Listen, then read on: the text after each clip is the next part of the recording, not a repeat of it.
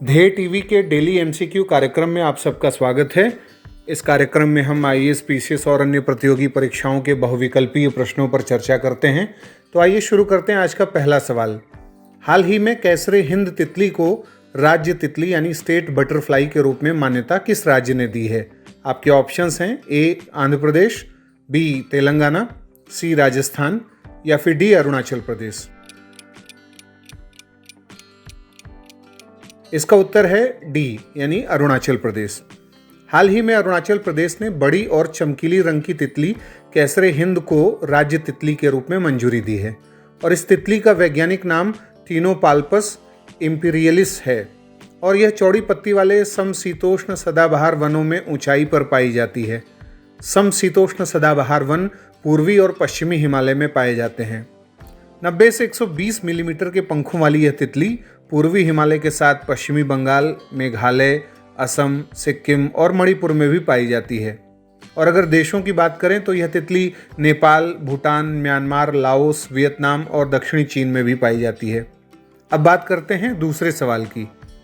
मैरांग और मावथाद रायसन समुदाय के लोग जो हाल में सुर्खियों में रहे, भारत के किस राज्य से हैं? ऑप्शंस हैं ए त्रिपुरा, बी मिजोरम, सी मणिपुर या फिर डी मेघालय। इसका उत्तर है डी यानी मेघालय। मेघालय को हाल ही में अपना 12वां जिला ईस्टर्न वेस्ट खासी हिल्स मिल गया है, जिसका मुख्यालय मैरांग में है और यह सबसे पुराने सिविल सब डिवीजनों में से एक है, जिसका ठीक 45 साल पहले उद्घाटन किया गया था। नए जिले का उद्घाटन करते हुए मुख्यमंत्री कोनराड के संगमा द्वारा कहा गया है कि नया जिला प्रशासन को लोगों के करीब लाएगा और यह मैरांग और मावथाद रायसन के लोगों का लंबे समय से प्रतीक्षित सपना रहा है, जो अब नए जिले के अंतर्गत होगा। मैरांग को उसके मूल जिले पश्चिमी खासी हिल से विभाजित किया गया है। अब बात करते हैं तीसरे सवाल की। निम्नलिखित कथनों पर विचार करें। पहला, वर्ल्ड फिलॉसफी डे की शुरुआत वर्ष 2002 में यूनेस्को द्वारा की गई थी। दूसरा, वर्ल्ड फिलॉसफी डे हर साल 18 नवंबर को मनाया जाता है। उपरोक्त में से कौन सा कथन सत्य है? ए केवल एक, बी केवल दो, सी एक और दो दोनों या फिर डी न तो एक न ही दो। इसका उत्तर है सी यानी दोनों कथन सत्य हैं। विश्व दर्शन दिवस यानी वर्ल्ड फिलॉसफी डे वर्ष 2002 में यूनेस्को द्वारा प्रमुख समकालीन मुद्दों पर दार्शनिक विश्लेषण, अनुसंधान और अध्ययन को बढ़ावा देने के लिए शुरू किया गया था, ताकि मानवता के समक्ष आने वाली चुनौतियों का अधिक प्रभावी ढंग से समाधान हो सके।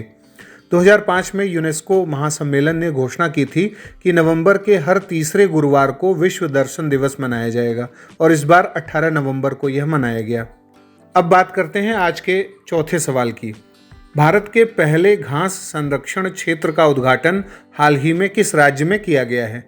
आपके ऑप्शंस हैं ए अरुणाचल प्रदेश, बी हिमाचल प्रदेश, सी उत्तराखंड या फिर डी उत्तर प्रदेश।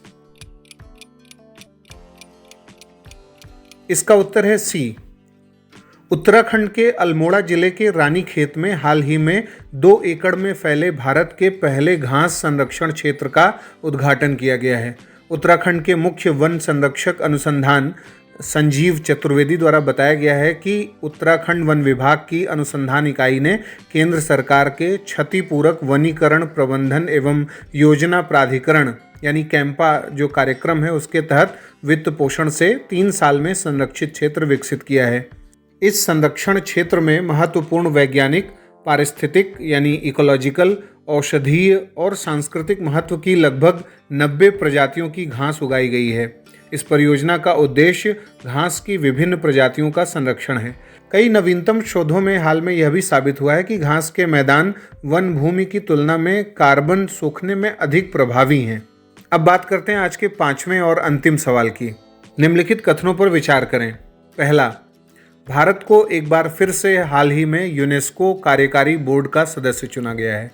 दूसरा ऑप्शन, यूनेस्को के कार्यकारी बोर्ड में 58 सदस्य देश हैं जिनका कार्यकाल 4 वर्ष का होता है।